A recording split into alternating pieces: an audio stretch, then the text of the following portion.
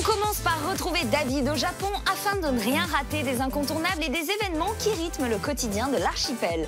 Ensuite, on retrouve la rédac qui vous a sélectionné les infos les plus importantes à retenir du moment. C'est parti pour les news.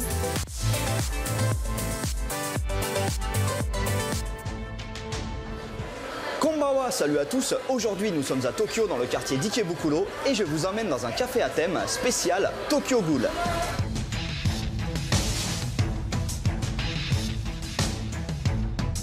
Un petit rappel d'abord sur Tokyo Ghoul. À la base, c'est un manga de Sui Ishida qui a démarré en 2011. L'anime, lui, est sorti en 2014 et ça raconte les aventures d'un jeune étudiant, Ken Kaneki, qui un jour se fait mordre par une ghoul, donc une espèce de zombie, et pour échapper à la mort, il devient en fait une sorte d'hybride entre un humain et une ghoul.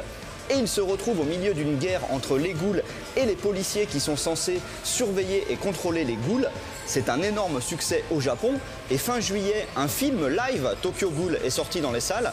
C'est pour ça que là, on peut voir tous les costumes des personnages principaux du film. Et évidemment, il fallait bien un café à thème.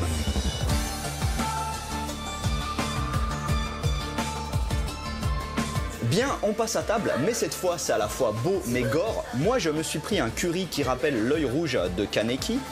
Et ils ont même mis du ketchup dans la sauce pour la rendre encore plus rouge. Et là, le riz a été mélangé avec une sorte de charbon de bois fait à partir de bambou pour donner cette couleur verte étrange. Et mon amie, elle s'est pris un truc encore plus gore. Alors c'est un steak, mais vous voyez, ça rappelle un peu une flaque de sang. Et les saucisses ont même été découpées en forme de doigts, car c'est le plat d'Inami, une ghoul qui ne peut manger que des humains. Et à côté, ma boisson, c'est un soda avec de la crème cassis qui rappelle du sang. Et les billes de tapioca rappellent les cellules RC, qui sont les cellules qui permettent aux ghouls de développer des armes à partir de leur corps. Et enfin, c'est génial parce qu'on vous prête même un masque de Kaneki pour faire des photos.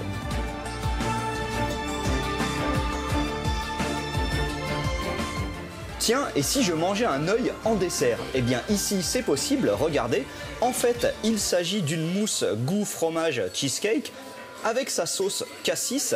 Finalement, ça ne fait pas si peur, ça a même l'air très bon. Mais le problème, c'est l'affiche que l'on vous donne à côté. Ça coupe vraiment l'appétit.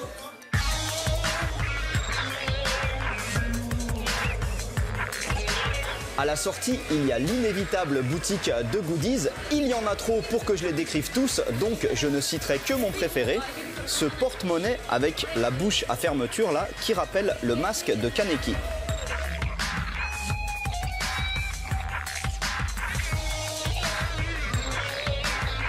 Voilà, les plats étaient plutôt bons, mais franchement gore à regarder, et pourtant ça ne décourage pas du tout les Japonais. Il y avait énormément de clients dans ce café. Allez, à plus. Ja, ne.